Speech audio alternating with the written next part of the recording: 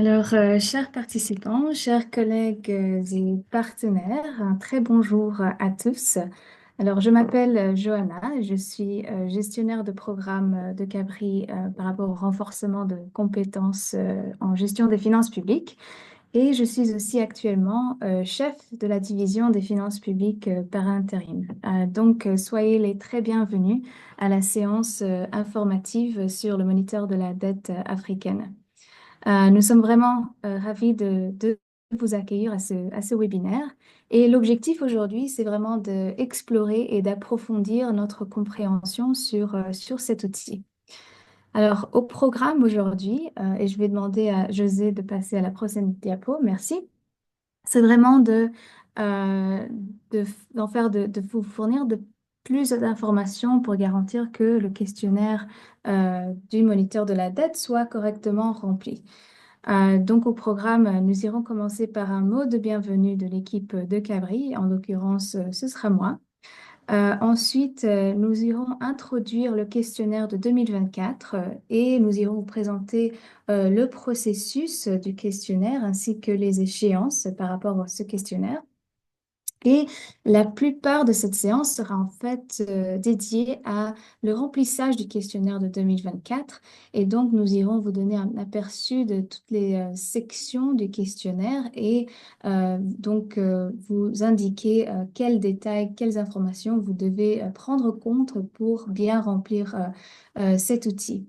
Et à la fin de la séance, nous irons aussi avoir le temps de interagir, d'avoir vos questions, vos commentaires par rapport à cet outil.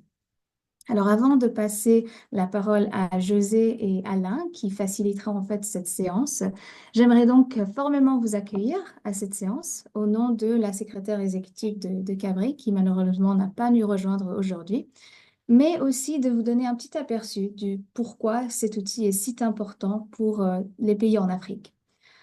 Alors, le MDA est en fait une plateforme unique qui change la manière dont nous partageons et abordons les informations relatives à la dette en Afrique. Le moniteur de la dette africaine a été lancé en septembre de 2019 et cela a représenté une étape vraiment importante dans le parcours de l'Afrique vers une plus grande transparence, une plus grande viabilité et une gestion plus efficace de la dette publique. Alors, cette plateforme a été développée par Cabri, mais en étroite collaboration et consultation avec les gestionnaires de la dette en Afrique, donc vous, et donc représente un outil vraiment précieux pour les bureaux de la dette des gouvernements centraux en Afrique à travers ce continent. Il est géré par les pays, ce qui donc garantit que ces informations partagées sont non seulement pertinentes pour les pays, mais qui reflètent aussi directement les priorités et les besoins des pays participants. Alors, l'un des principaux atouts de cet outil est son approche globale. Donc, au-delà de la simple publication de statistiques sur la dette, cet outil permet d'examiner aussi en profondeur les dispositifs institutionnels, les politiques, les pratiques et les processus qui sous-entendent une gestion efficace de la dette. Car, nous le savons tous, la transparence de la dette ne se résume pas qu'à des chiffres, mais aussi concerne la gouvernance, la responsabilité et l'instauration de la confiance nécessaire pour attirer les investissements et soutenir la croissance économique. Et donc, le MDA nous permet de voir au-delà de l'encours de la dette pour aussi comprendre comment cette dette est gérée et comment elle était mise, enregistrée, comment elle est déclarée, pour identifier les principaux processus institutionnels qui garantissent sa surveillance efficace. Donc, en mesurant tous ces aspects, le MDA nous offre une meilleure compréhension de la capacité des bureaux de la dette à gérer la dette, la trésorerie et les risques associés. Et donc ça, c'est des facteurs importants car cela nous permet à nous, mais aussi aux décideurs politiques dans vos pays, à vos investisseurs, mais aussi à des investisseurs potentiels, d'évaluer la capacité d'un pays à donc prendre des décisions éclairées qui favorisent une meilleure viabilité de la dette. Aussi, avec le moniteur de la dette africaine, l'accès aux informations relatives à la dette est désormais plus facile grâce à ce qu'on appelle l'explorateur de données en ligne. que je vais demander à ma collègue de mettre le lien sur le chat. Alors, l'explorateur de données en ligne nous permet de comparer les données de plusieurs pays. Et en plus, en rendant ces données essentielles sur la dette facilement accessibles aux pays, mais aussi aux universitaires ou aux investisseurs, ces technologies nous favorisent une plus grande transparence sur tout le continent. Elle permet aussi de faire des analyses approfondies sur les pratiques de gestion de la dette à travers le continent et de comprendre quels sont les résultats sur la soutenabilité budgétaire. Donc, par ailleurs, si vous voyez sur notre site, vous pourrez accéder à des publications qu'Abri a fait antérieurement à partir des données du moniteur de la dette, notamment sur l'état de la transparence de la dette en Afrique ou sur la gestion du risque dans les pays africains, donc juste pour nommer quelques-unes des publications et analyses qui ont été faites. Donc, les échanges d'aujourd'hui sont opportuns et viseront à garantir que les participants se sentent en confiance et informés lorsqu'ils remplissent le questionnaire, tout en augmentant l'engagement et la qualité des réponses fournies. Alors, à la fin du webinaire, je vous encourage à vous sentir en confiance pour répondre à l'enquête et aussi à vous sentir en confiance avec l'équipe qui vous soutiendra dans ce remplissage du questionnaire. Donc, je vous encourage vraiment à vous engager ouvertement et à partager vos expériences. Et les idées et recommandations qui ressortiront d'aujourd'hui, des discussions d'aujourd'hui, seront essentiellement, nous serviront pour façonner l'avenir de la gestion de la dette en Afrique. Donc, il ne me reste plus qu'à remercier sincèrement tous nos partenaires et tous les participants d'avoir rendu cet événement possible. Donc, cet outil est aussi à vous. Et un grand remerciement aussi à la Banque africaine de développement qui apporte un soutien financier à cette initiative. Donc, votre engagement en faveur de la transparence, de la responsabilité et de la bonne gouvernance est essentiel pour garantir que les pays africains puissent gérer efficacement leurs dettes et assurer un avenir prospère à tous. Je vous souhaite des discussions fructueuses. Alors, avant de passer la parole à José, je veux faire une petite annonce logistique. Ce webinaire sera enregistré et l'enregistrement sera disponible sur le site web de Cabri, ainsi que les présentations qui seront faites aujourd'hui. Voilà, donc je passe la parole à José Morel de PDM Practice, qui nous fera une courte présentation avant de passer à la séance questions-réponses. Merci à tous.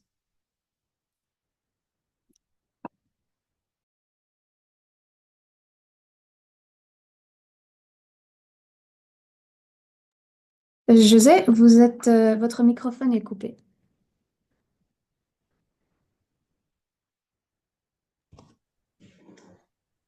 Vous m'entendez? Oui. Oui, ça va. Désolé. Merci beaucoup, Johanna, et bienvenue à tous les participants à cette réunion. Je m'appelle José Morel, en effet, et je vous parle de l'île Maurice. Je suis le chef d'équipe pour la mise en œuvre de l'enquête MDA pour 2024. Mais avant de discuter du questionnaire, j'aimerais prendre quelques minutes pour vous donner un aperçu de l'ensemble de cet exercice. Nous avons commencé à travailler sur ce projet en août 2024. La première phase a consisté à revoir en détail le questionnaire MDA qu'on avait utilisé en 2021 en vue de le mettre à jour et de l'améliorer. Et en conséquence, nous avons apporté de nombreux amendements. Premièrement, dans la mesure du possible, nous avons essayé de réduire l'effort requis pour saisir et compléter, pour saisir les données, compléter le questionnaire. Nous avons aussi revu les questions pour les rendre plus claires. Nous avons rationalisé l'ordre dans lequel les questions étaient posées et regroupé les questions connexes. Nous avons révisé le glossaire qui forme partie du questionnaire. Et nous avons aussi également apporté d'autres innovations. Par exemple, la tenue de ce webinaire est en effet une première. Nous sommes maintenant au petit triangle rouge qui se trouve au bas de l'écran, qui est à la fin, si vous voulez, de pardon, la phase 1 et le début de la phase 2. La phase 2, qui est l'enquête en tant que telle, car elle traite de la collecte et de la validation des données, commence la semaine prochaine et durera à peu près 5 semaines, jusqu'à la mi-février. C'est le temps que vous disposez pour compléter le questionnaire. Cependant, nous vous conseillons d'essayer de le faire le plus tôt possible. Un consultant en statistique de la dette, en l'occurrence M. Alain Fauffet, est à votre entière disposition pour vous aider dans cette tâche. Par exemple, en apportant des éclaircissements sur des questions, en vérifiant les chiffres ou les informations fournies, afin de nous assurer qu'ils répondent aux exigences de l'enquête. La phase 3, la prochaine phase, la phase 3, consistera à télécharger les données de chaque pays sur le site web de la MDA que Johanna vient de décrire.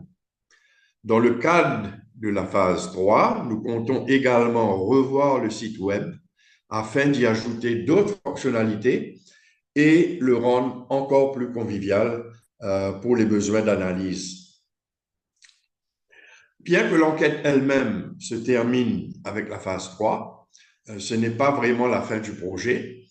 En effet, comme Johanna l'a mentionné, Cabri a démontré comment les données de la MDA peuvent être utilisées à bon escient et dans ce cas a publié un nombre de documents basés sur les données recueillies par la MDA. Et tous ces documents sont disponibles en français sur le site web de Cabri.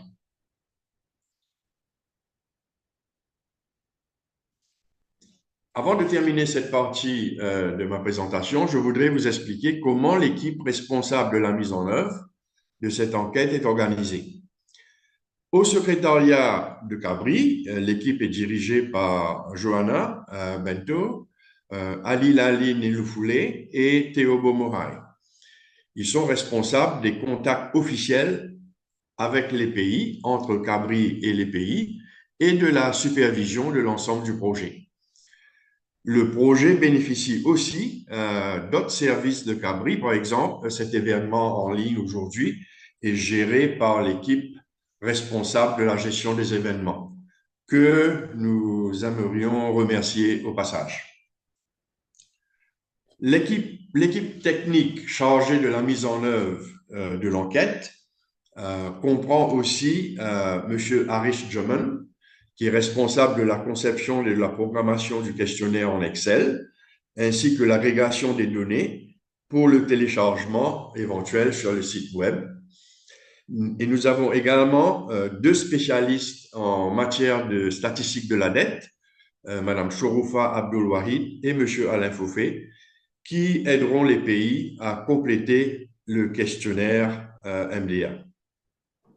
Au fait, M. Fauffet va intervenir dans quelques instants pour vous expliquer certaines composantes du questionnaire.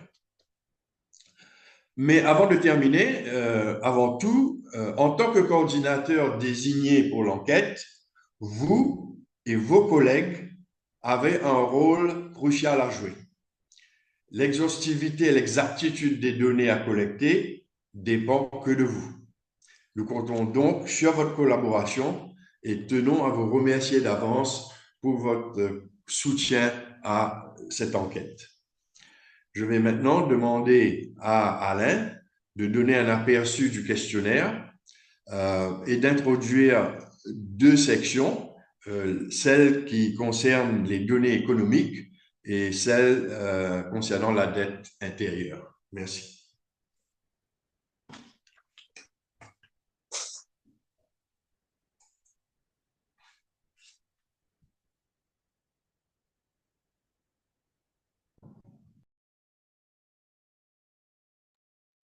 Oui, merci José de me passer la parole. Je vais vous présenter l'aperçu général. Je vais parler de quelques concepts de l'esprit qu'il faut maintenir pendant la saisie de ce questionnaire. Et puis, je vais présenter des onglets. En effet, le questionnaire MDA est un questionnaire qui a été rédigé avec le logiciel Excel.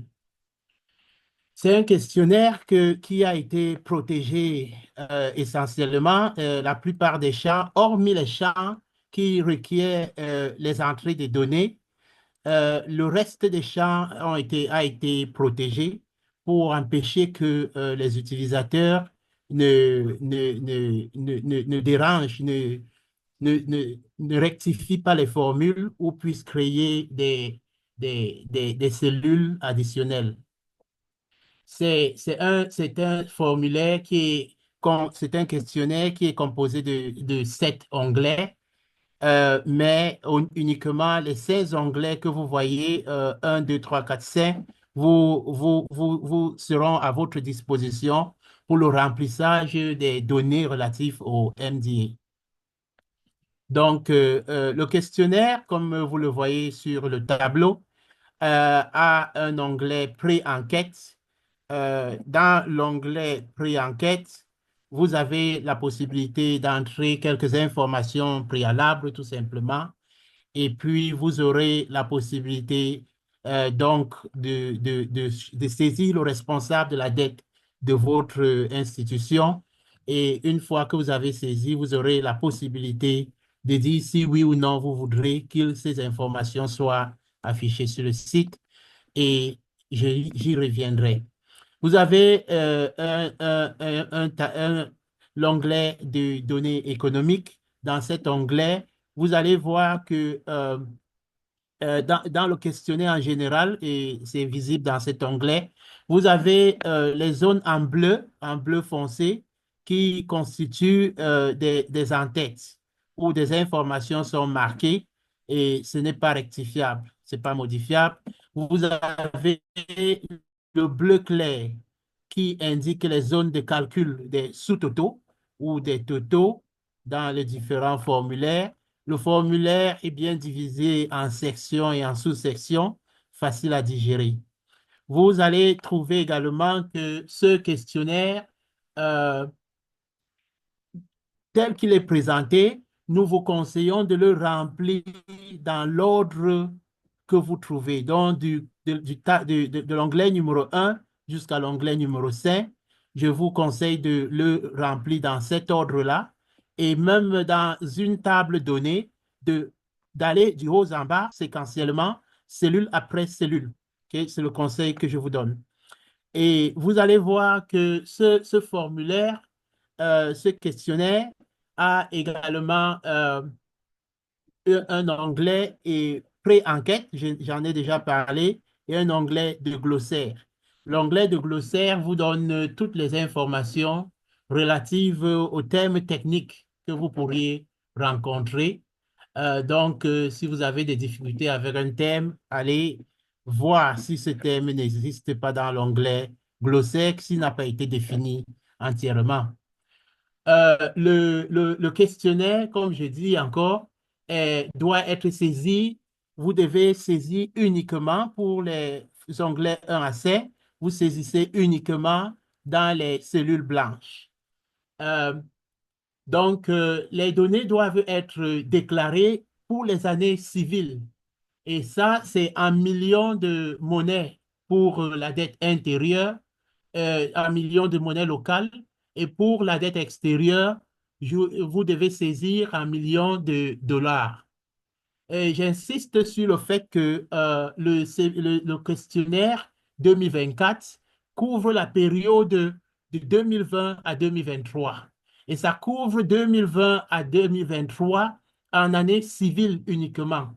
Je le dis parce que je sais que certaines institutions ont des exercices budgétaires qui chevauchent entre 2 années consécutives, comme par exemple 2019 à 2020.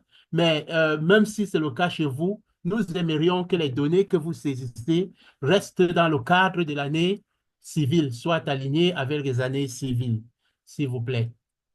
Donc, et la section 5, la section qui est présentée actuellement, c'est une section où vous allez voir la plupart des données ici sont qualitatives.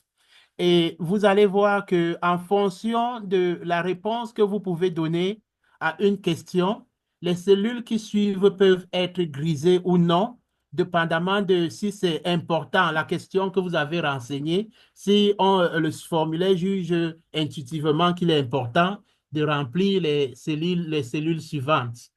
Donc, les données, pour la plupart des autres formulaires, sont des données quantitatives, c'est des chiffres. Mais dans les dispositions institutionnelles, vous saisissez beaucoup plus les données qualitatives. Donc, les institutions qui rentrent les différents acteurs, vous devez les saisir et puis la coordination, les interactions institutionnelles, on veut essayer de voir comment est-ce que les flux de travail se passent entre les différentes institutions et autres. Donc, ces données dans les formulaires de dispositions institutionnelles et essentiellement, c'est qualitatif. Donc, vous saisissez les noms complets, s'il vous plaît. Et si vous avez des acronymes, vous pouvez mettre des acronymes entre parenthèses.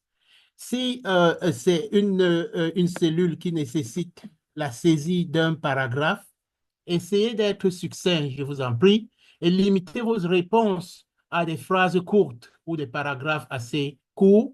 Mais si vous avez des informations complémentaires à la suite de ça, vous avez la possibilité de les renseigner dans les sources, dans les champs les sources ou bien là où vous avez des notes explicatives surtout.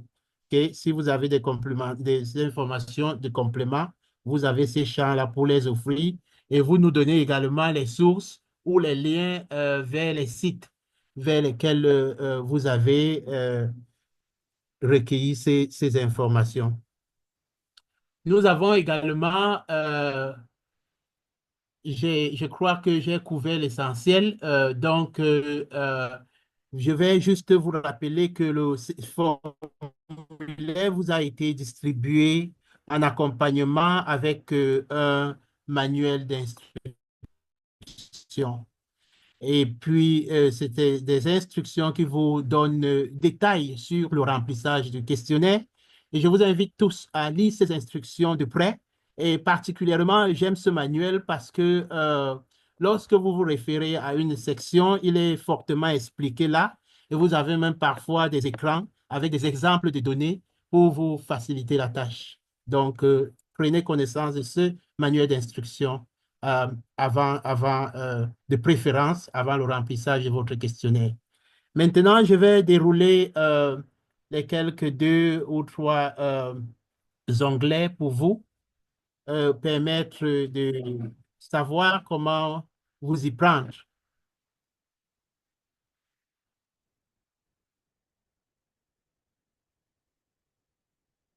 Donc, en revenant dans le questionnaire, je vais ouvrir un questionnaire qui est partiellement pré-renseigné pour gagner un peu de temps sur ma présentation. Je reviens à l'onglet pré-enquête de tout à l'heure. C'est un onglet à lui-même qui vous présente une vue holistique, un aperçu global sur tout l'ensemble du questionnaire. Et là, l'entête préliminaire qui vous donne la possibilité de rentrer les informations sur le directeur de votre bureau de gestion de la dette. Nous utilisons le bureau de gestion de la dette pour indexer que ce soit la caisse autonome ou la direction de la dette au ministère. De toutes les façons, l'institution qui s'occupe de la gestion de la dette dans votre gouvernement. Donc, ici, vous avez les renseignements que vous pouvez donner et vous pouvez à chaque fois décider si oui ou non vous voulez que ces informations figurent dans le moniteur de la dette en Afrique. OK? Donc, est-ce que vous voulez que ce soit publié ouvertement ou non? Celui-là peut avoir décidé qu'il veut son nom et uniquement son email publié.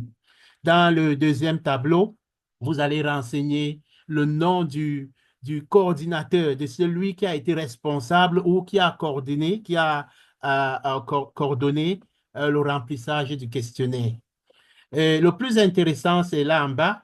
Il vous offre dans l'onglet pré-enquête les différents liens. C'est des liens directement créés qui vous donnent directement un aperçu de toutes les tables que vous allez remplir. Si vous cliquez sur une des tables ou sur une des sections, vous êtes transporté automatiquement dans cet onglet-là. Donc, je m'en vais vous présenter l'onglet de données économiques. Je vais cliquer dessus et nous allons nous y être transportés. L'onglet de données économiques, c'est un onglet qui est composé de 3 tableaux qui collectent les données sur les agrégats économiques. Comme vous allez voir, vous avez les données économiques ici, comme par exemple le produit intérieur brut, les recettes et dépenses, réserves et autres. Vous avez la possibilité de saisir là. Et comme je disais, j'ai saisi quelques données et je vais compléter quelques-unes pour vous montrer que les cellules blanches sont les cellules qui acceptent vos informations. Donc, par exemple, ici, pour les réserves officielles internationales brutes, peut-être que j'ai 500 n'oublions pas que c'est un million de monnaie, de la monnaie locale, un million de la monnaie locale. Donc, ça, 500 signifie 500 millions et nous avons 550, par exemple, pour l'année 2021. Pour l'année 2022, je vais entrer 650 millions et puis l'année 2023, je vais entrer 600 millions. OK, voilà, la table est renseignée et nous tombons sur la deuxième table des données économiques, qui est la table des taux d'échange. Dans cette table de taux de change, nous traquons essentiellement 2 types de taux de change. Les taux de change de fin de période euh, et puis les taux d'échange moyens. Qui peut me dire pourquoi est-ce que nous avons besoin des taux de change fin de période et des taux de change moyens? Pourquoi est-ce que c'est requis? Bien, la réponse, c'est que les taux de change de fin de période sont indiqués pour convertir les données de stock, comme par exemple l'encours de la dette et autres soldes qui sont mesurés à un moment donné, comme par exemple au 31 décembre. Alors que les taux de change annuels moyens vont être utilisés pour convertir les soldes de services de la dette payés au cours de l'année. Donc, je vais entrer, par exemple, pour ce cas de figure, un taux d'échange moyen. J'ai pré-rempli le taux d'échange de fin de période. Pour le taux d'échange moyen, on se dit, par exemple, qu'on a 9,23. Nous avons 11,075. Ça, c'est le taux d'échange moyen pour l'année 21. Et pour l'année 2022, je vais entrer, par exemple, 22,63. Et peut-être l'année 23, j'entre 22,50. C'est toujours important, quand c'est possible, s'il vous plaît, de renseigner, de nous donner un peu plus d'explications sur les sources de vos informations. Comme par exemple ici, je vais dire que ça a été c'est des données qui ont été préparées euh, par la Banque centrale. Et je vais par exemple vous indiquer que la source ici, c'est la Banque centrale. Euh, le troisième tableau à remplir dans le cadre des données économiques, c'est le tableau des... bon, avant de passer au troisième tableau, il y a une petite question que je voulais poser si je reviens au taux d'échange. La question est la suivante. Pourquoi exigeons-nous les saisies des taux de change à 4 décimales? Parce que vous voyez, dans mon tableau, tous les taux d'échange sont à 4 décimales. Oui, Monsieur Kouassi? Euh, Merci bien, c'est M. Pimo, Justin de la Côte d'Ivoire. Effectivement, comme vous le dites, il est très important de saisir avec tous les chiffres parce que euh, avec les virgules, il faut être exhaustif. Il faut être exhaustif le plus maximum possible avec les taux d'échange.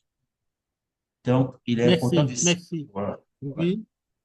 D'accord. Je pense qu'il il a vraiment touché la cible. Il exprime le besoin de précision. Nous voulons augmenter la précision dans le calcul de nos résultats. Et puis également, 4 décimales, c'est un standard de l'entreprise. C'est un standard très communément utilisé. Donc, voilà quelques raisons pour lesquelles nous insistons sur 4 décimales. Donc, le prochain tableau, merci beaucoup. Euh, oui, Monsieur William. Merci Alain. Excusez pour le retard, comme on n'a pas peut-être pris part au début de la présentation. Je voulais quand même, avant que tu n'avances, poser une question. Est-ce que dans votre fichier, en fait pour nous, ça semble important quand même, est-ce qu'il y a peut-être une ligne qui pourra nous permettre de faire un contrôle des données ou des gaps? Parce que moi, bon, en parcourant quand même, nous, au niveau du Cameroun, on a quand même un peu regardé, on n'avait pas vu, mais je ne sais pas si dans la présentation, c'est prévu. Et puis, je me dis peut-être qu'avec les gaps que tu ressors entre taux de change de fin de période et taux de change moyen annuel, on pourrait peut-être, je ne sais pas si en avançant dans les feuillets, on aurait des lignes qui donneraient des marges raisonnables pour être sûr que nous, on n'a pas fait l'erreur en renseignant les différents feuillets. Donc, c'était Oui, un peu ça ma je question. pense que oui, merci pour la question.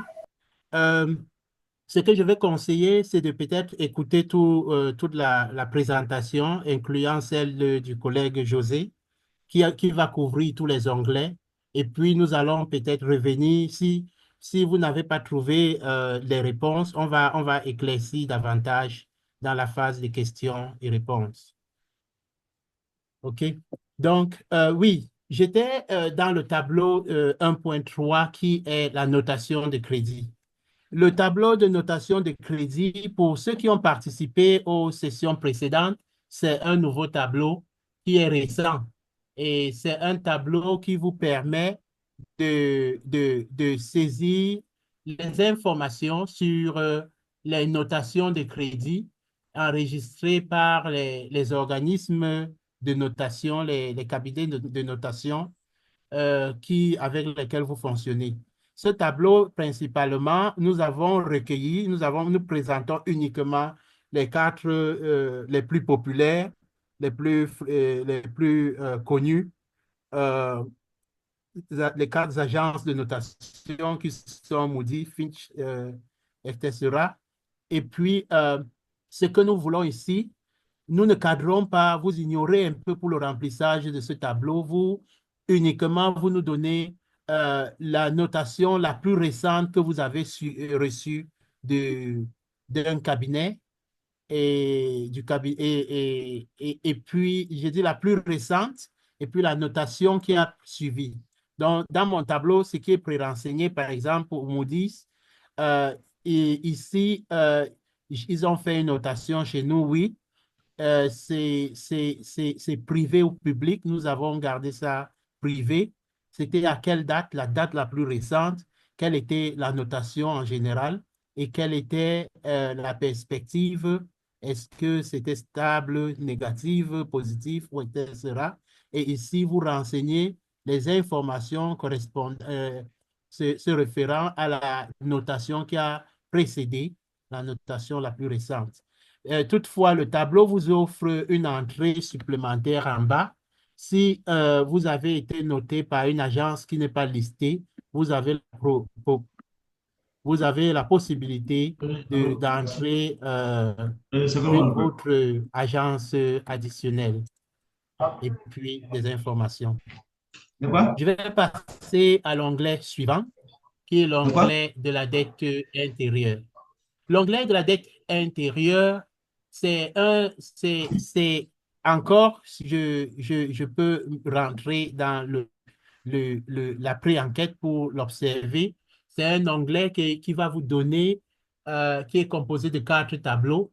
La dette intérieure totale de l'administration centrale qui est, et la dette intérieure selon les placements des investisseurs, la dette intérieure par type d'intérêt et le coût du service de la dette. Donc, si je clique dessus, ça me déporte sur l'onglet en question et je suis dans l'onglet de la dette intérieure. C'est les informations, quelques lignes ont été pré-remplies, mais je vais rapidement donner aussi ajouter des informations dans certaines lignes pour que vous voyez comment ça marche. La première table, comme je disais tantôt, c'est la table qui va vous donner les possibilités de renseigner les infos sur la dette négociable et les infos sur cette dette négociable. Par exemple, vous avez de façon pré-remplie, nous avons la dette à court terme, nous avons des bons de trésor ici. Vous avez déjà un bon de trésor de 91 jours déjà rempli, mais en fonction de la nomenclature que vous avez dans votre institution, vous êtes capable de changer ici en jours, semaines ou en mois en fonction de votre nomenclature des conventions internes que vous avez dans votre institution. Donc, vous avez ce renseignement. Et je vais, par exemple, saisir une autre. Par exemple, je vais saisir un type de bon de trésor. Je reste dans la convention journalière. Je saisis, par exemple, un bon de 180 jours et je vais entrer le stock pour l'année civile 2020 est de 180 milliards. Rappelons-nous que c'est en millions de la devise locale et j'ai 175 milliards, j'ai 200, c'est indicatif, hein? Milliards,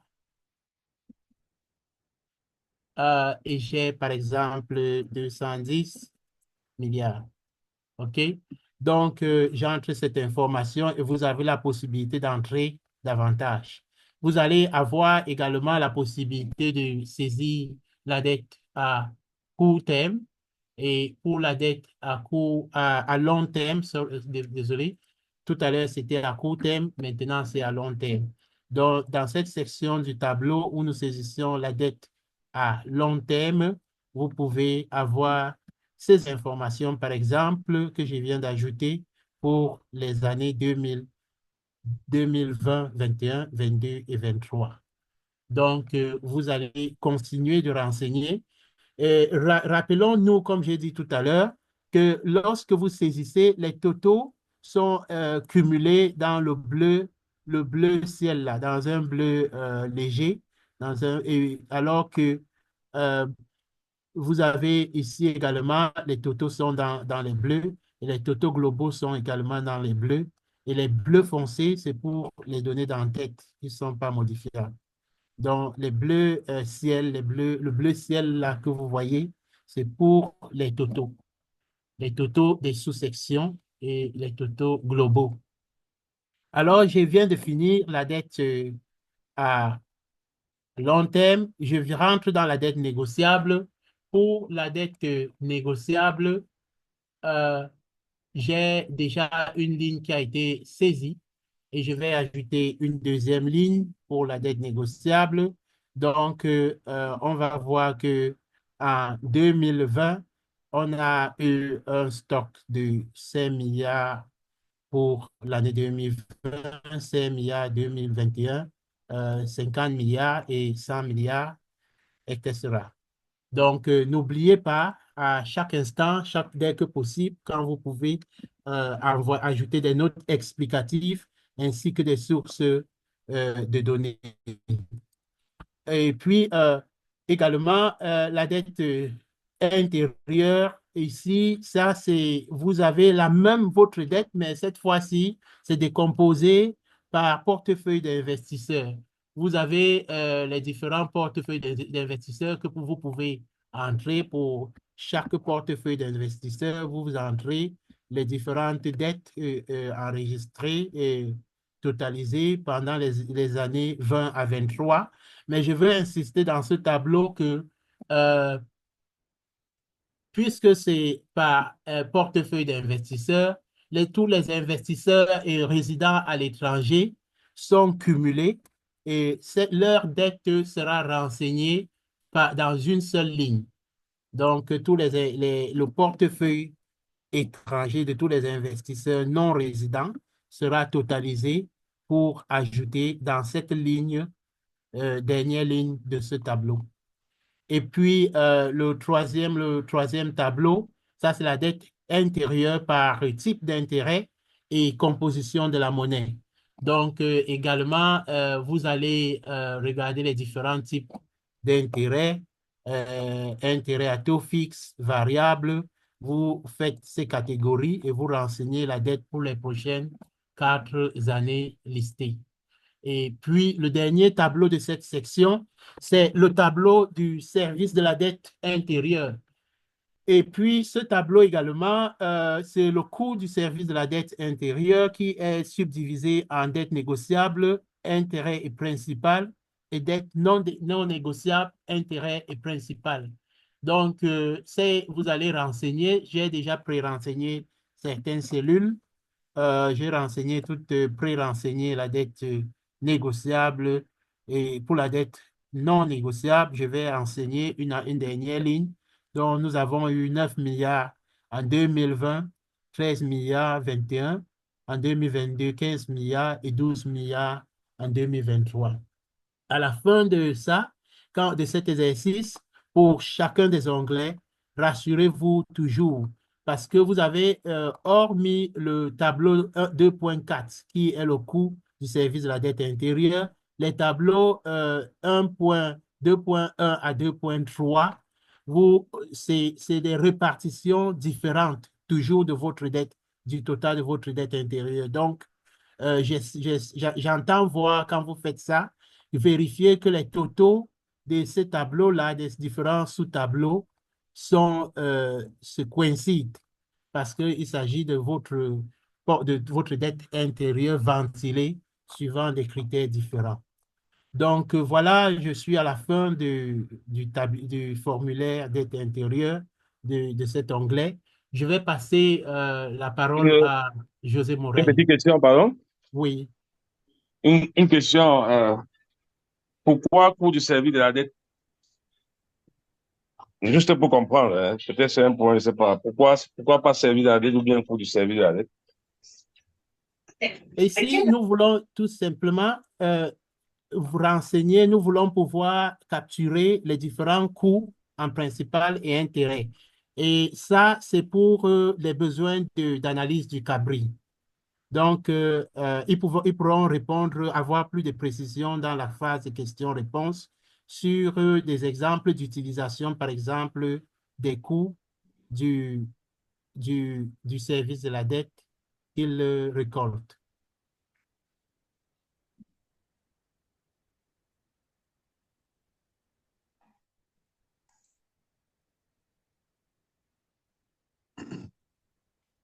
Je pense que Merci, si Alain. nous prend la parole, on peut avancer Euh, et puis travailler sur différentes questions. Monsieur Fofé, bonjour, j'avais une petite question.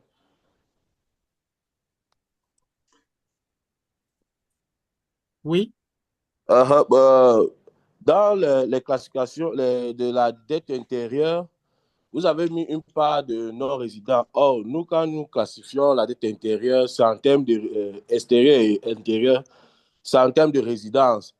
Est-ce à dire que dans votre questionnaire, vous considérez comme dette intérieure ce qui est en monnaie locale ou toute autre chose? C'est cette précision que je voulais avoir. Merci.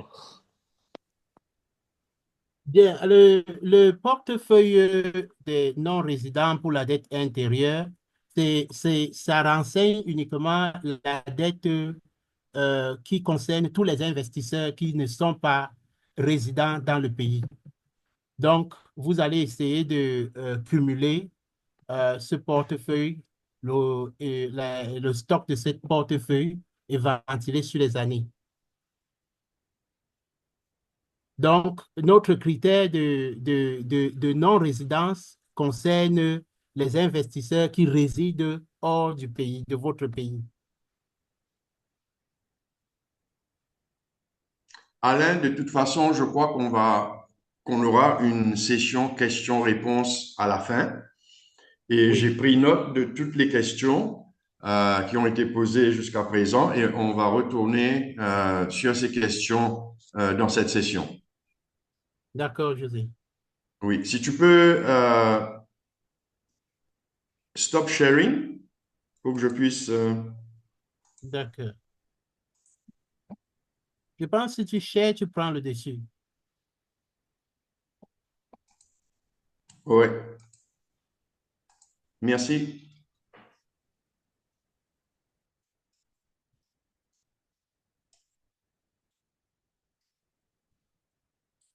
Merci beaucoup, Alain. Et je vais maintenant vous expliquer les autres onglets qui restent, c'est-à-dire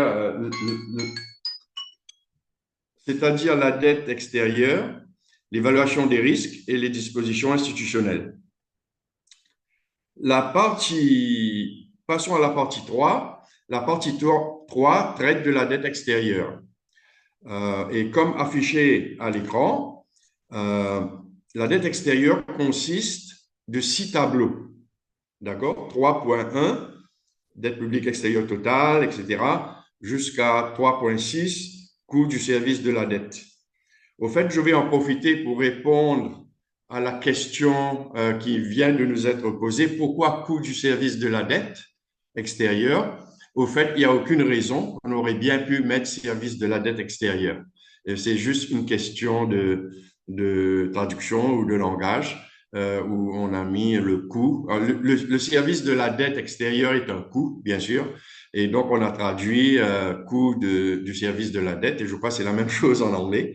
Mais au fait, vous avez raison, c'est évidemment le service de la dette. C'est tout. Donc, nous avons déjà répondu, je crois, à une question. Donc, ces 6 tableaux, vous les retrouverez à l'onglet ici, dette extérieure, où vous pouvez voir, vous avez les 6 tableaux, 3.1, 3.2, 3.3 jusqu'à 3.6, et le fameux coût du service de la dette.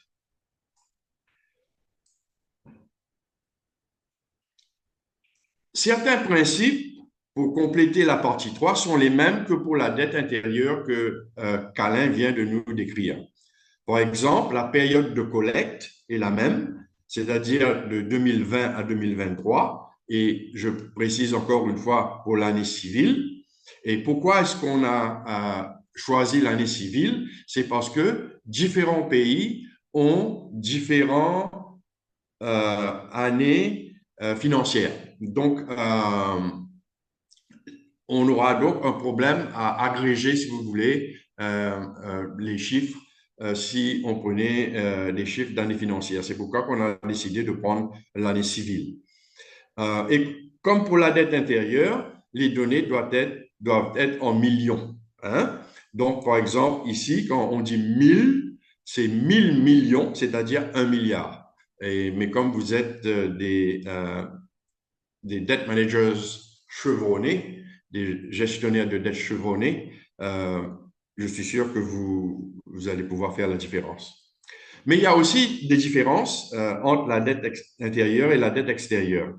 Par exemple, à la colonne C, vous verrez que la dette extérieure est compilée en dollars américains.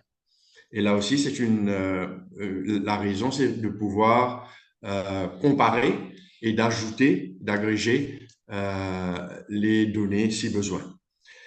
Mais peut-être la plus grande différence, à part la monnaie, qui est le dollar, la grande différence, et que la dette extérieure est classifiée de manière différente que la dette intérieure. Et je suppose que même quand vous publiez les bulletins de statistiques de dette, des statistiques de la dette, la façon dont vous présentez la dette extérieure et la dette intérieure varie beaucoup. Le tableau principal, 3.1, classifie la dette extérieure en dette négociable à la ligne 16 et dette non négociable qui commence à la ligne 44. D'accord? La dette négociable, comme vous le savez, est celle émise sur les marchés internationaux, comme les Eurobonds, par exemple. Pour cette catégorie, il vous faudra créer une ligne pour chaque instrument, comme j'ai fait ici au préalable. D'accord?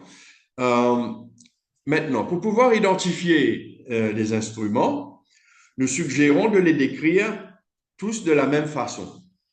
Et une façon plus ou moins standard dont on se sert, que vous pourrez lire en lisant des publications, etc., c'est de préciser pour chaque instrument quel est le type d'instrument, autrement dit Eurobond par exemple, quelle est l'année où l'emprunt a été contracté, dans ce cas pour l'année 2018, le montant initial et la devise, 1 milliard de dollars, et quand le prêt arrive à maturité. Alors ici, on a exprimé cela en disant sur 7 ans. Autrement dit, ce prêt, au fait, arrive à maturité cette année-ci, en 2025. Ou si vous voulez, vous auriez pu mettre échéance 2025, quelque chose comme ça. Mais cette information est beaucoup plus intéressante que si, par exemple, vous nous donnez Eurobond 1, Eurobond 2, Eurobond 3, etc., qui ne nous donnent pas beaucoup d'informations sur les différents prêts. Pour cette catégorie, vous pouvez créer jusqu'à 20 différents instruments. Vous avez 5 ici et vous avez le reste ici, 15 ici, donc ça fait 20. Nous pensons que cela devrait être amplement suffisant. En plus, il y a une ligne à la ligne 24 qui vous permet de saisir les obligations sukuk, si vous en avez, les obligations islamiques que vous pouvez saisir à la ligne 24. Donc ça, c'est la dette négociable. La dette non négociable, c'est très intéressant parce que c'est ventilé à 3 niveaux. Et c'est très important de bien comprendre ce tableau parce qu'il collecte beaucoup de données, au fait. Donc, la dette négociable est ventilée à 3 niveaux. Au premier niveau, elle est ventilée, elle est classifiée par concessionnalité, c'est-à-dire concessionnelle, la dette concessionnelle et non concessionnelle. Donc, la dette concessionnelle commence à la rangée 46, d'accord, 46 concessionnel, et si vous allez un peu plus bas, à 64, vous avez non concessionnel, d'accord?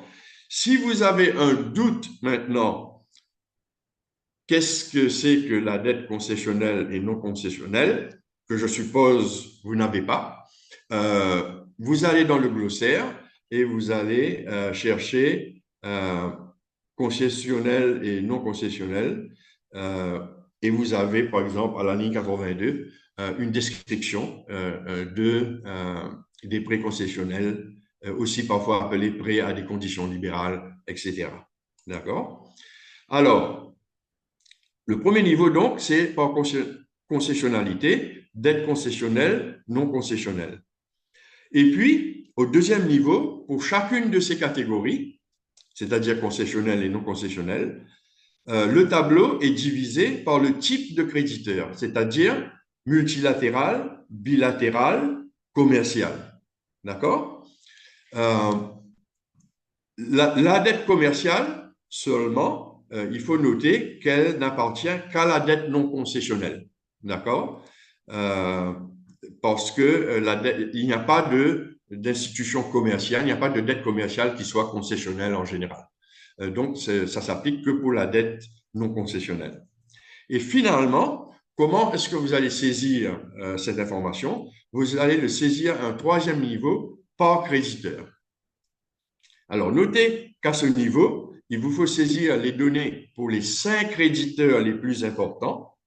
D'accord? Qu'est-ce que je veux dire par plus important? Ça veut dire en termes du volume de l'encours de leur dette, les 5 créditeurs plus importants, et puis vous allez agréger ou cumuler les autres créditeurs en une ligne de la même catégorie. Par exemple, ici, nous avons 3 créditeurs concessionnels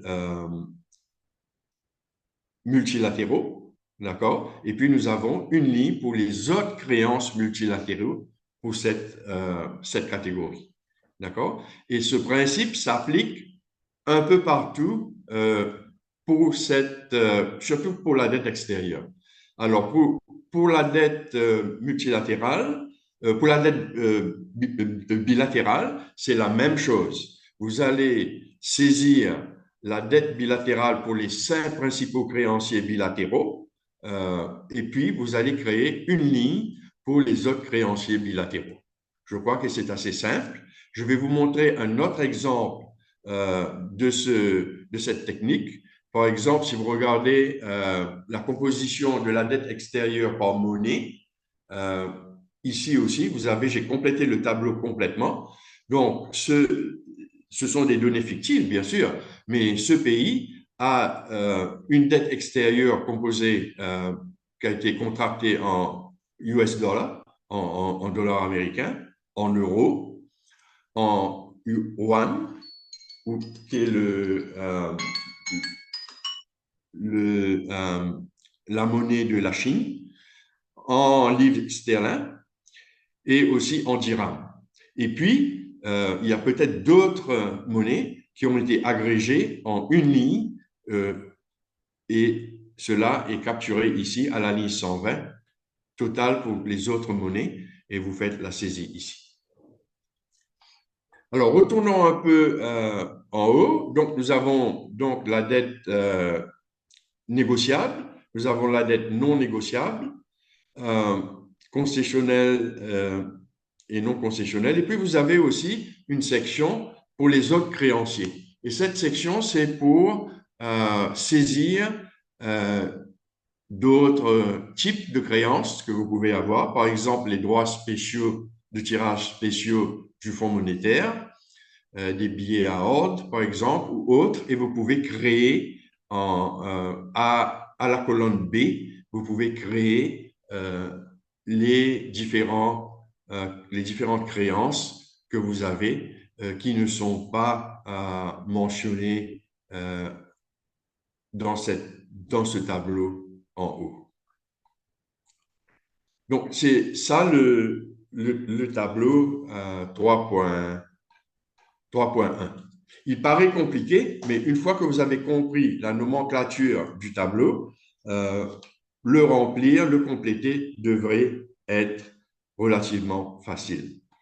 Les autres tableaux qui forment partie de l'onglet de la dette extérieure, nous demandons, si vous avez les chiffres, de nous donner la dette extérieure par échéance restante.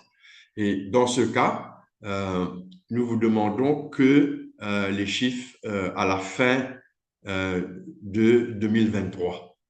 D'accord? Et la ventilation ici, c'est moins d'1 an, entre 1 an et 5 ans, etc., etc. Le tableau 3.3, je viens de vous le présenter, c'est la composition de la dette extérieure par devise, par monnaie. Le tableau 3.4 est la dette extérieure par échéance et type d'intérêt, c'est-à-dire la dette à taux fixe, intérêt fixe et intérêt variable, sauf que nous avons ventilé entre la dette à court terme et la dette à moyen et long terme. Et finalement, nous avons 2 autres tableaux. Un tableau qui essaye de capturer les arriérés. Dans ce cas, par exemple, il est écrit dans les notes explicatives que Océania n'a pas d'arriéré de la dette extérieure, qui est peut-être votre cas. Donc, si vous n'avez pas d'arriéré de la dette extérieure, vous n'avez qu'à laisser le tableau blanc. Et finalement, le coût du service de la dette extérieure, qui est le service de la dette extérieure, est aussi ventilé en dette négociable et dette non négociable. Et il s'agit de saisir les paiements du principal et des intérêts. Et nous avons inclus avec les intérêts les autres charges. Donc, intérêts plus autres charges. Donc, c'est un peu, en bref, si vous voulez, un aperçu des différents tableaux pour la dette extérieure. Soyons clairs, certaines de ces catégories peut-être ne sont pas applicables dans votre cas, il n'y a pas de problème. Vous n'avez qu'à compléter les catégories qui sont pertinentes pour votre économie, pour vos pays. Et puis, il y a l'onglet évaluation de risque. C'est un onglet très intéressant. Cette section recueille des données sur deux aspects.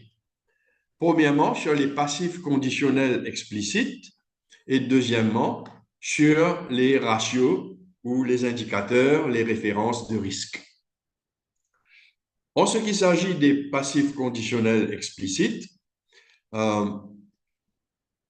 ce sont des stocks en général, ce sont des stocks, et nous vous demandons de saisir les garanties qui ont été étendues aux entreprises d'État, garanties aux entreprises d'État, les garanties aux entités infranationales, aux subnationales, comme on dit en anglais, les garanties au secteur privé s'il y en a, et il y a beaucoup de pays, bien sûr, qui n'ont pas de garantie au secteur privé, et autres garanties.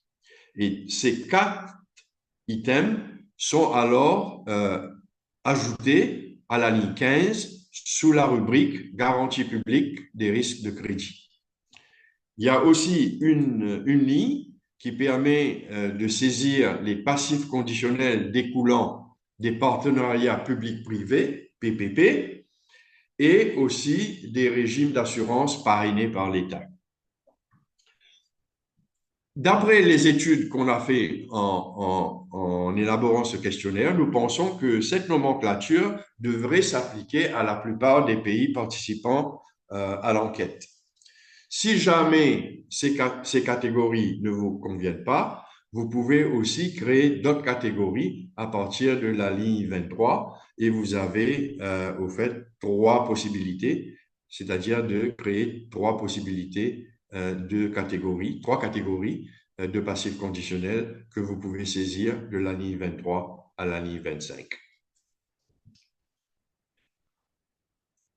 En ce qui s'agit des ratios et des références de risque, nous avons fait un très gros travail sur ce tableau. Dans l'enquête précédente, en 2019, les pays ont eu à saisir 22 indicateurs, d'accord, qu'on a considérés au fait comme étant assez onéreux. 22 indicateurs. Nous avons réussi à réduire le nombre d'indicateurs à seulement 9. D'accord? Et vous pouvez voir ces 9 indicateurs ici. Et la plupart de ces indicateurs, au fait, la majorité de ces indicateurs se trouvent dans votre rapport SDMT ou MTDS en anglais, la stratégie de gestion de la dette à moyen terme, que je suis sûr vous publiez régulièrement. Notez que l'unité pour certains de ces indicateurs sont différents. Ce sont soit en années, soit en pourcentage, parce que ce sont des indicateurs de risque. Ce ne sont pas des indicateurs monétaires dans un sens. Donc, c'est quelque chose qu'il faut noter. Et le questionnaire lui-même, en se servant des données économiques qui ont été saisies à l'onglet 1, en se servant des données à l'onglet 2, la dette intérieure et la dette extérieure, le logiciel, la feuille Excel, le worksheet, va calculer, comme il l'a fait déjà ici, les indicateurs d'endettement. Alors, il y a des indicateurs d'endettement, il y a des indicateurs sur le coût de la dette, des indicateurs sur le risque de financement et les indicateurs sur le risque de taux d'intérêt et les indicateurs sur les risques de taux de change. D'accord? On pense que nous avons réussi à faire ce questionnaire devenir assez utile et que ça peut être même une source de référence pour vous si vous cherchez à trouver les chiffres pour un certain indicateur. Alors ça, c'est la dette extérieure et l'évaluation de risque. Il ne nous reste qu'un dernier onglet qui est la gestion, les dispositions institutionnelles ou arrangements institutionnels.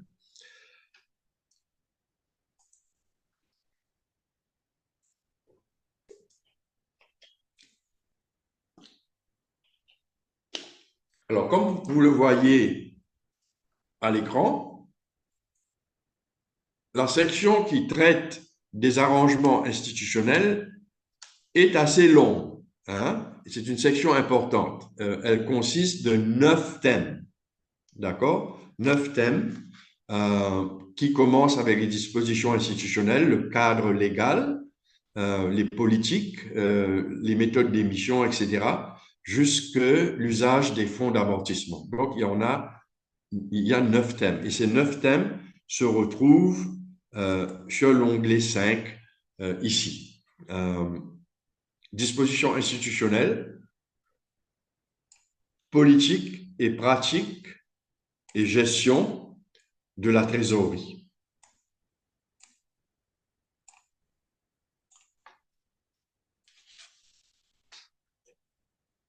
Pour essayer de mitiger, si vous voulez, l'effort que les pays doivent faire pour répondre à ce questionnaire, nous avons élaboré un certain nombre de techniques pour essayer de réduire le plus possible la saisie des données pour les dispositions institutionnelles.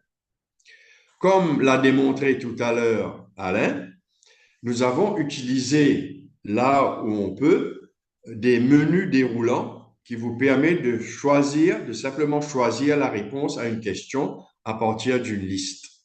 D'accord? Ça, c'est la première chose. La deuxième chose, je crois Alain avait montré, par exemple ici, bon, il n'y a que deux options, mais c'est un exemple des menus déroulants.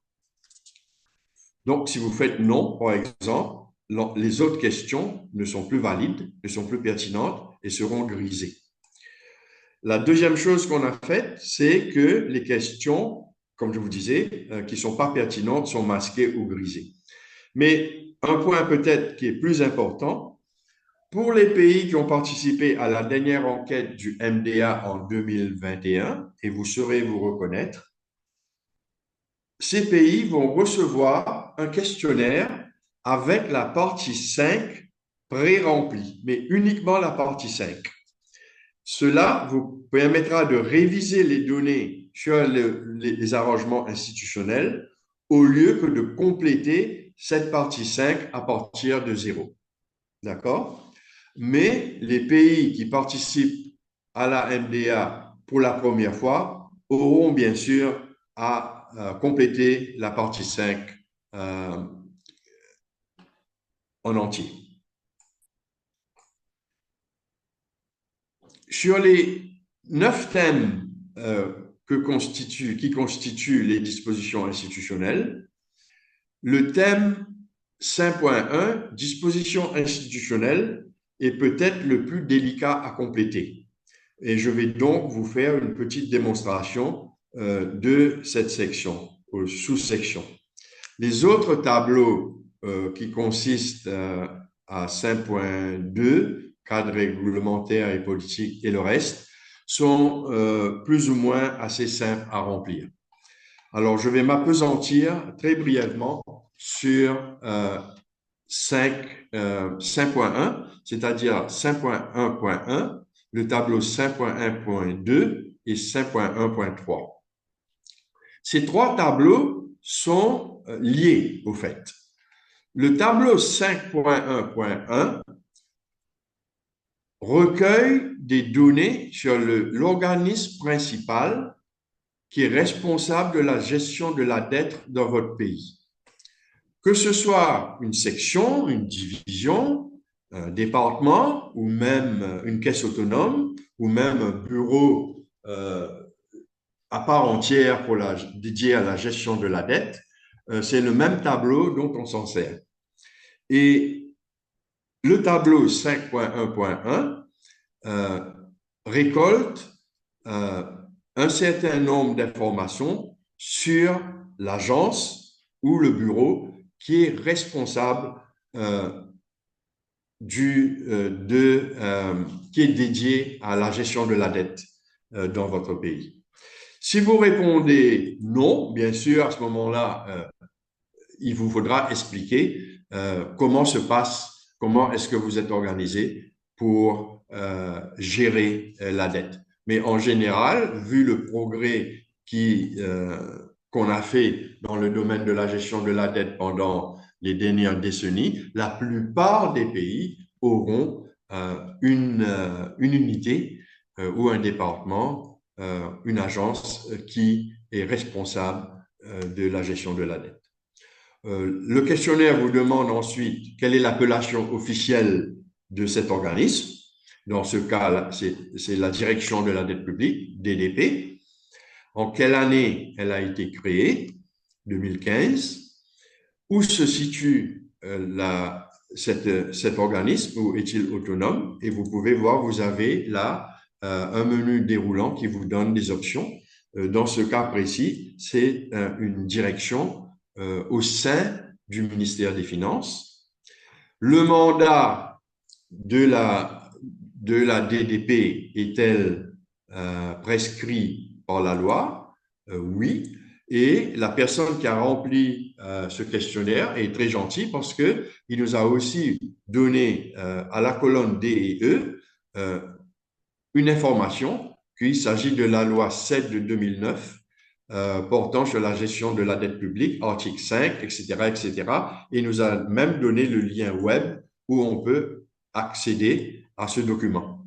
C'est le genre d'informations complémentaires qu'on aurait aimé recevoir dans le questionnaire, parce que toute personne qui s'assoit et qui fait une analyse, si vous voulez, de ces données, aura quelque chose de plus à ajouter à cette analyse.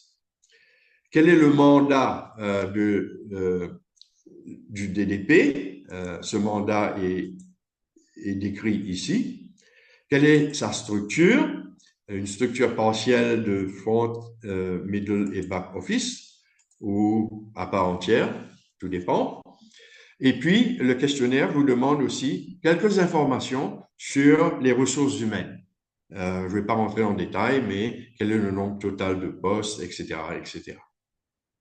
Ça, c'est le tableau 5.1.2. Le tableau 5.1.2 vous demande de nommer les autres institutions qui sont impliquées dans la gestion de la dette dans votre pays. Comme vous le savez en général, malgré que les pays ont parfois institué un organisme pour la gestion de la dette, dédié à la gestion de la dette, il y a bien sûr d'autres organismes qui sont impliqués. Alors, dans mon exemple, cette étude de cas, j'ai créé, alors vous pouvez créer jusqu'à 5 différents organismes, d'accord? 3 organismes, vous pouvez les choisir à partir des menus déroulants, la colonne C, D et E, d'accord? Et puis, si les options ne vous conviennent pas, vous pouvez aussi saisir, si vous voulez, manuellement deux autres organisations en les faisant entrer dans la colonne F et G. D'accord? Alors, pour vous donner un exemple, j'ai déjà créé la Banque centrale, parce que la Banque centrale, en général, est un acteur assez important, très important même parfois, pour la gestion de la dette. Et j'ai créé le ministère des Affaires étrangères, qui, dans certains pays, joue un rôle de front office, au fait, pour la gestion de la dette. Je vais en créer un troisième, disons, le procureur général ou le parquet, hein, parce qu'il y a toujours un côté légal dans la gestion de la dette. Pour chaque institution que vous avez créée, vous avez à fournir trois éléments d'information. Premièrement, est-ce qu'il existe des arrangements formalisés entre la DDP et cet organisme? Dans le cas de la Banque centrale, j'ai répondu oui, mais dans le cadre des Affaires étrangères, ministère des Affaires étrangères, j'ai répondu non, et je vais répondre non aussi dans le cas du procureur général. Et puis, on vous demande si ces arrangements fonctionnent bien, et etc., etc. Vous pouvez lire les questions, deux petites questions sur cet arrangement. Et finalement, la section, le tableau 5.1.3, c'est là où tout vient ensemble. Le tableau 5.1.3, nous allons attribuer un ensemble de fonctions de la gestion de la dette. Il y en a 13, il y a 13 fonctions standards qu'on vous donne, 13 fonctions standards, mais vous pouvez aussi en créer 3 si vous pensez qu'ils sont importants. Donc, vous avez jusqu'à 16 fonctions et vous allez là, vous allez attribuer quelles sont les institutions qui sont impliquées pour délivrer, si vous voulez, cette fonction et quelle est l'institution qui a la fonction, qui est l'institution principale et les autres institutions qui contribuent, si vous voulez, à mener à bien cette fonction. Donc, par exemple, dans mon exemple ici, mène les négociations de prêt.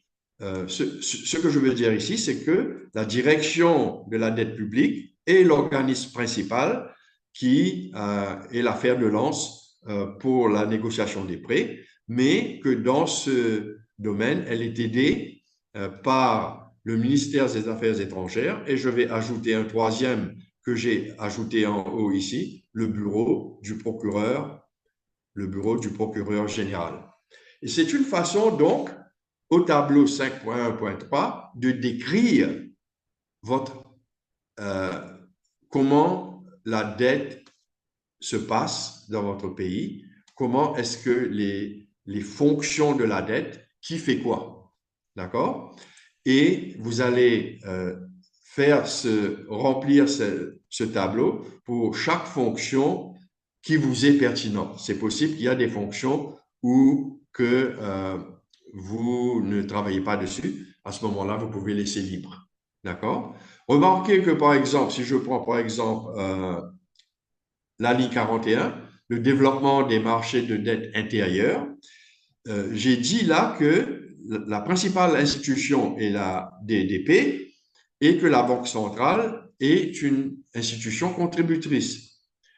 Si je changeais l'ordre et que je mettais la Banque centrale en premier et que je mettais la DDP en second, c'est toute une autre histoire. D'accord? J'ai changé, si vous voulez, le rapport ici. Et donc, c'est une réponse différente.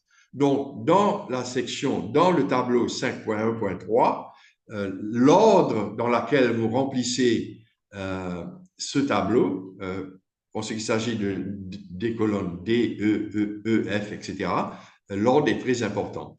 Donc, je vais remettre, si vous voulez, les valeurs que je voulais mettre au début. Alors, c'est un peu ça, les tableaux 5.1.1, 5.1.2 et 5.1.3. Les autres, franchement, sont assez simples, à mon avis, et je ne pense pas que vous aurez des difficultés à les remplir. Mais de toute façon, si vous avez une question, vous aurez une personne dédiée à à répondre à vos questions et à vous aider. Nous allons passer à la section questions-réponses et vous pourrez là nous poser les questions que vous avez déjà. Mais je suppose que beaucoup des questions seront soulevées une fois que vous commencez à remplir le questionnaire. Et c'est là où le consultant, en l'occurrence ce sera M. Alain Fauffet, étant donné qu'il est responsable pour tous les pays francophones, c'est là que le consultant sera important et vous devrez le consulter pour essayer d'éclaircir, si vous voulez, la significance des questions ou la méthodologie, etc., etc. Alors, je vais m'arrêter ici et nous allons ouvrir les débats.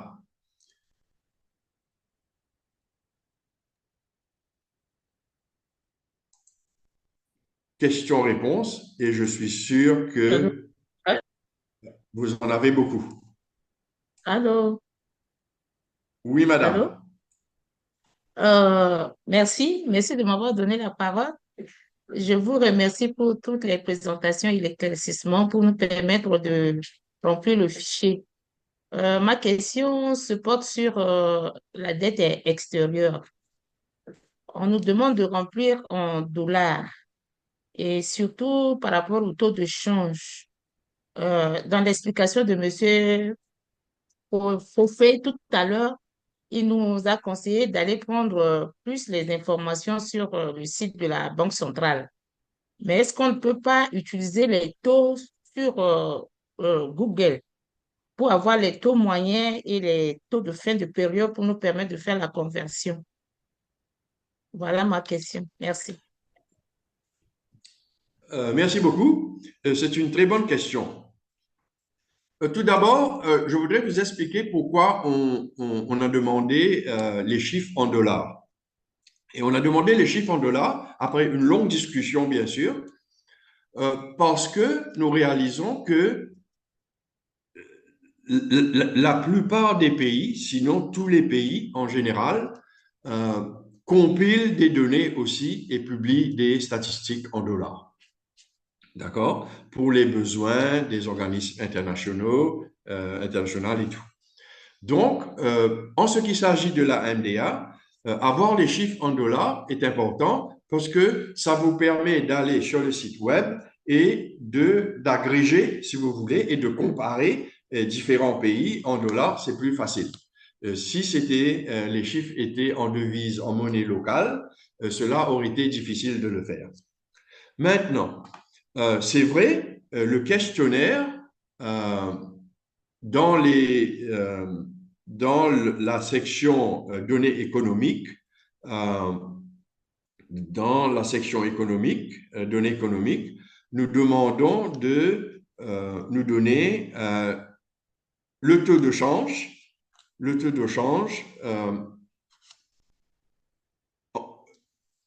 pour le dollar en fin de période et en moyen, le taux de change moyen annuel. La raison pourquoi nous pensons que vous devriez vous servir des taux de change de la Banque centrale, c'est que ce sont des taux de change officiels. D'accord? Ce sont des taux de change officiels et qu'en général, la Banque centrale a la responsabilité de publier et même de gérer, dans certains cas, les taux de change. D'accord? Aller sur Google et d'essayer de chercher les taux de change, il y a un danger parce que vous n'êtes pas sûr de la source de ce taux de change. Ça peut être un taux de change d'une institution commerciale et tout, qui peut-être ne reflète pas le taux de change officiel publié par la Banque centrale dans votre pays.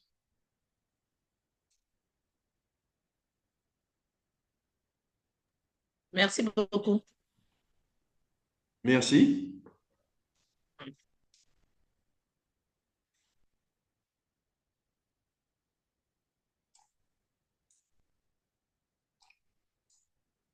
Une autre question, s'il vous plaît.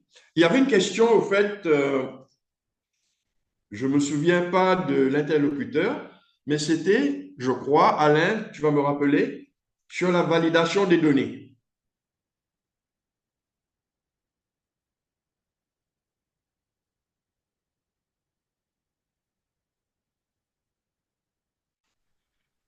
Je pense que la question a été posée par M. Gonta du Cameroun.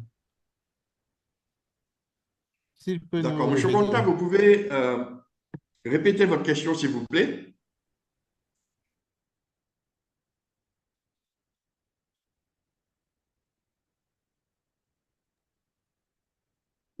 Bon, s'il n'est pas en ligne, je prends le relais. On peut gérer ça en interne. Bien sûr. Apparemment, si moi-même j'ai suivi sa question, il demandait pourquoi il n'y a pas une ligne d'écart pour voir si les données étaient bien remplies ou pas. Bon, Oh, d'accord. il me semble que le questionnaire n'est pas conçu dans ce sens. C'est une matrice, c'est un questionnaire, il faut remplir les données. C'est pas un questionnaire de vérification des données, à mon avis. Bon, peut-être. Puisqu'apparemment, M. Ngonta n'est pas là. Oui, c'est pas Je voudrais grave. proposer. Non, non, c'est Je, depuis je, qu'on était. Oui. je, je- je vais essayer de répondre à cette question. Euh, Au fait, on s'attend à que les données qui seront pourvues dans le questionnaire sont des données qui ont déjà été validées par votre institution, la Caisse autonome, etc. Ceci dit, le rôle du consultant qui travaille avec vous, en l'occurrence M. Fauffet, sera de jeter un coup d'œil sur les différents tableaux et essayer de vérifier visuellement si les données qui ont été pourvues font sens, qu'il n'y a pas d'erreur blatantes. D'accord?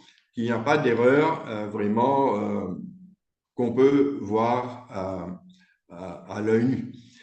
En plus, nous avons aussi un outil qui va nous permettre de faire une certaine validation, si vous voulez, pour essayer de voir surtout si les totaux et les sous-totaux, excusez-moi, les totaux et les sous-totaux s'accordent.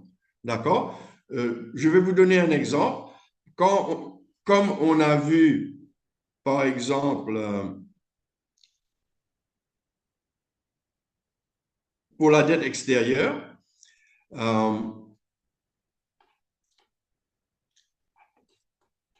à la ligne 12, vous avez la dette extérieure totale. Je crois que vous pouvez voir mon écran, hein? Alain? Oui, Oui, mon écran apparaît, hein? oui, il est visible. Oui. Alors, je vais prendre une année seulement. Pour l'année 2023, la table 3.1 me dit que la dette extérieure totale était de 5 milliards 850 millions. D'accord? Plus tard, on me demande, par exemple, ça c'est ma table.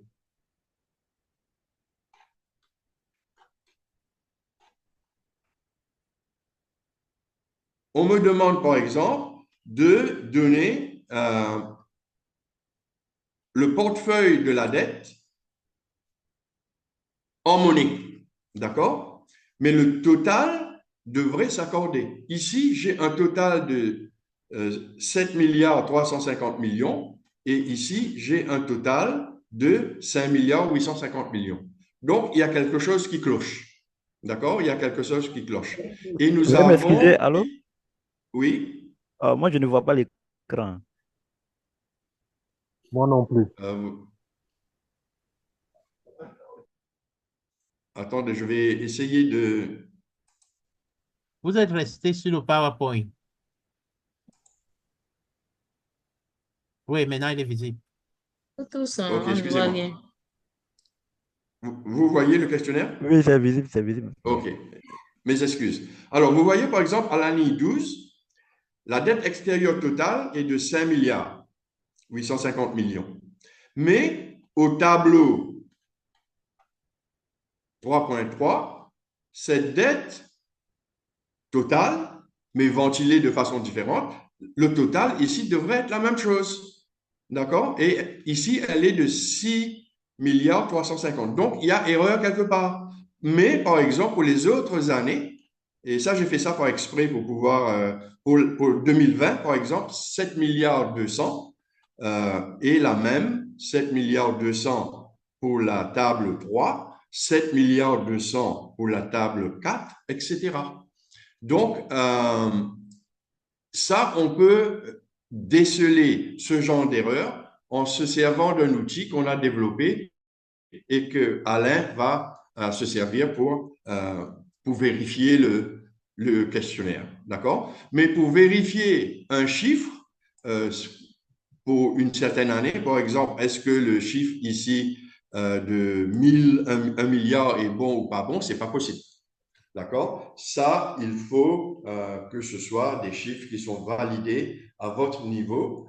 Ce qu'on peut faire peut-être, c'est de voir dans les bulletins de la dette, et je suis sûr Alain va le faire, pour voir qu'est-ce que vous avez publié dans les bulletins que vous publiez en général, et de comparer. Et s'il y a une différence qui est vraiment conséquente, de vous poser la question, comment se fait-il que dans votre bulletin en décembre ou en janvier ou février, vous avez dit que la dette était de 7 milliards et maintenant c'est à 6 milliards dans le questionnaire.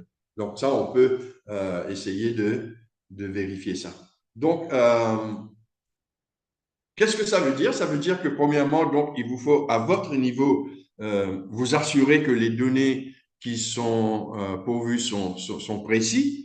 De notre côté, nous allons faire le mieux possible pour essayer de déceler des erreurs fortuites qui peuvent, bien sûr, des erreurs de frappe. Par exemple, si vous voyez, par exemple, dans les données économiques, euh, les taux de change, et finalement, le taux de change ici est quelque chose comme ça. Il y a quand même quelques validations que le système fait. Mais donc là, on peut vous demander, est-ce que le taux de change a vraiment apprécié en 2022 ou pas?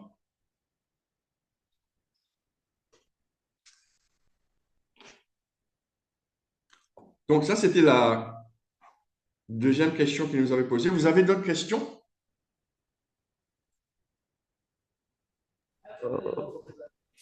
Bonjour, monsieur. Veuillez m'excuser. Bonjour. En fait, lorsque vous parliez du taux de change, j'étais un peu occupé. Donc, juste pour vérification, vous avez dit que au niveau de la dette extérieure, c'est le taux de change, c'est en dollars qu'il faut inscrire en millions de dollars. Donc, je voudrais savoir les taux de change que nous allons utiliser, c'est les taux de change publiés au niveau, par exemple, de la Côte d'Ivoire, c'est la Banque centrale, la BCAO. C'est les taux de change publiés par la BCAO qu'on utilise. Je voudrais savoir. C'est ça. OK, C'est ça. Et je suis presque sûr que vous avez déjà ces taux de change. effectivement. Une question, s'il vous plaît. Oui, Euh, Monsieur Conta? ok, merci beaucoup. Vous avez bien répondu à ma préoccupation précédente.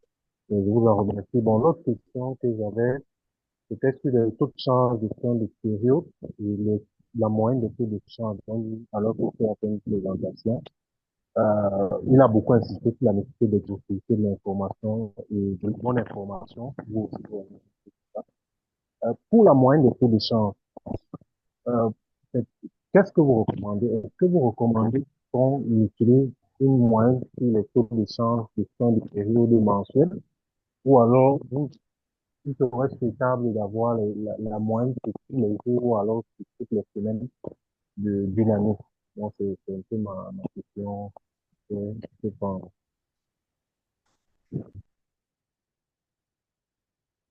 OK, merci. Je ne suis pas sûr que je peux répondre à votre question parce que je pense que cela dépend de la méthodologie euh, dont les pays se servent pour calculer le taux de change moyen euh, par rapport aux devises. D'accord?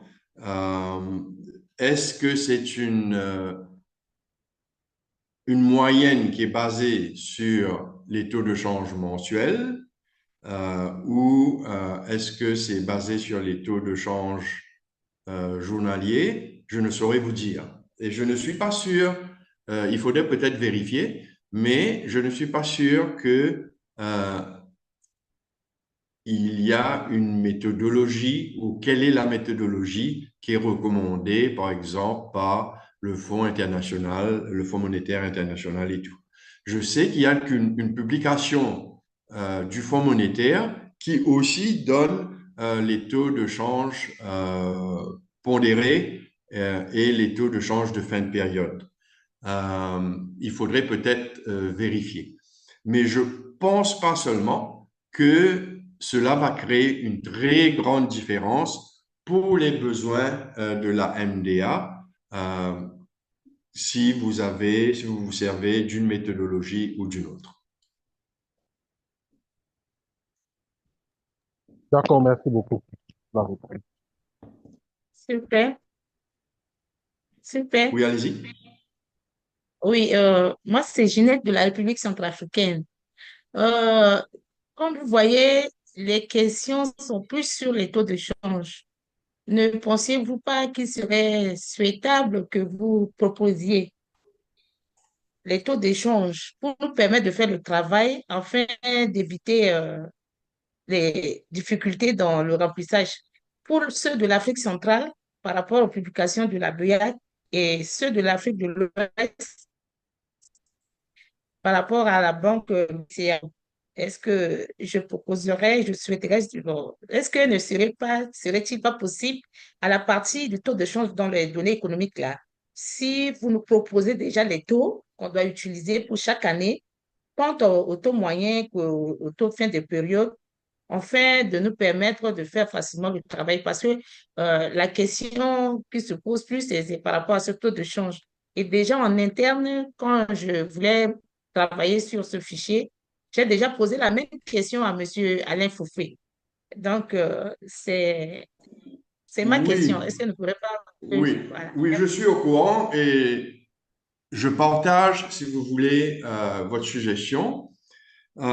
J'aurais aimé seulement comprendre quelle est, si vous voulez, la difficulté pour obtenir ces quatre taux, enfin, même les huit taux d'échange.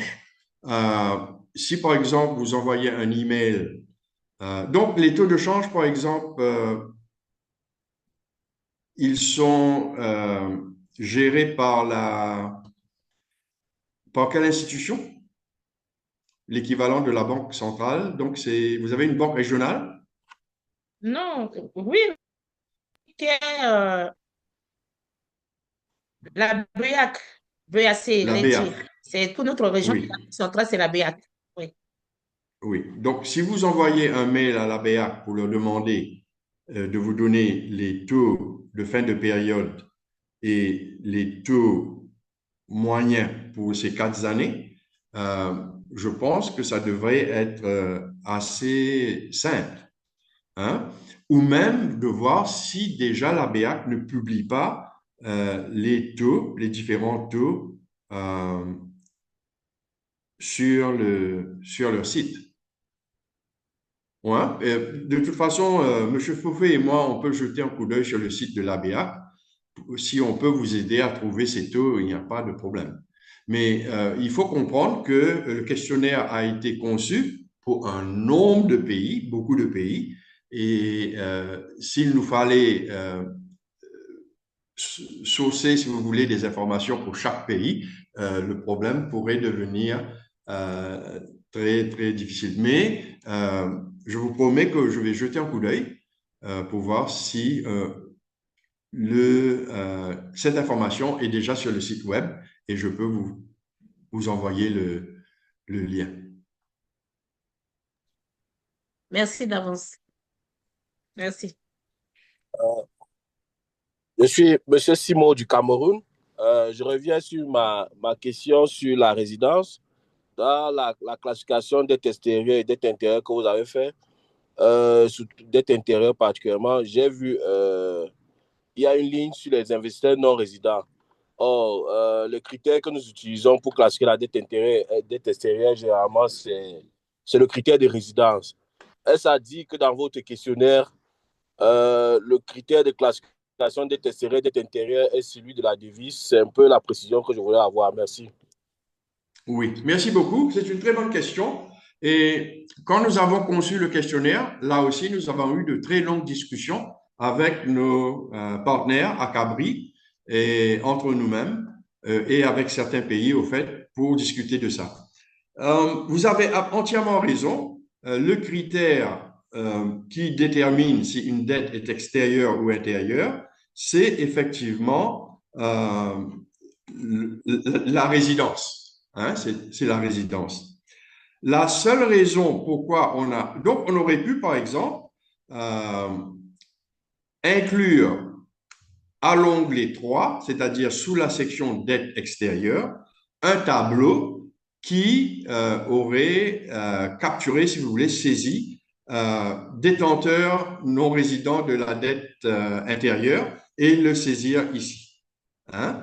Nous avons simplement décidé de le saisir avec le reste de la dette intérieure, juste pour nous donner une idée. Si, par exemple, dans un pays,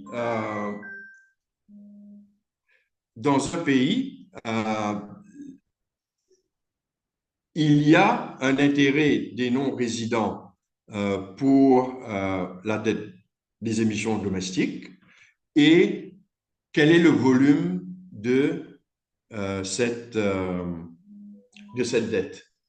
Donc, que cet item soit dans la dette, dans la feuille de la dette intérieure ou extérieure, il n'y a vraiment pas de confusion et ça ne change pas beaucoup. En ce qui s'agit de la MDA, bien sûr. En ce qui s'agit de la caisse autonome, c'est différent. D'accord? Et comment est-ce que vous publiez les chiffres, etc., c'est différent. Mais ici, on a décidé seulement de le mettre avec la dette intérieure. Comme ça, on peut voir dans la dette intérieure quel est le pourcentage, si vous voulez, et la quantité, le volume de cette dette qui est détenue par les non-résidents. Mais vous avez raison, parfaitement raison, cette dette, au fait, devrait être considérée comme dette extérieure. Je crois que les tableaux de la dette extérieure sont déjà assez compliqués. On a peut-être décidé de ne pas compliquer encore une fois un peu plus ces tableaux en ajoutant peut-être un autre tableau parce que ce serait difficile de l'ajouter dans les tableaux qui existent, vous voyez. Donc, on a décidé de le laisser avec la dette intérieure. La réponse est-elle satisfaisante? Oui, merci pour les explications. La réponse a été satisfaisante. Merci.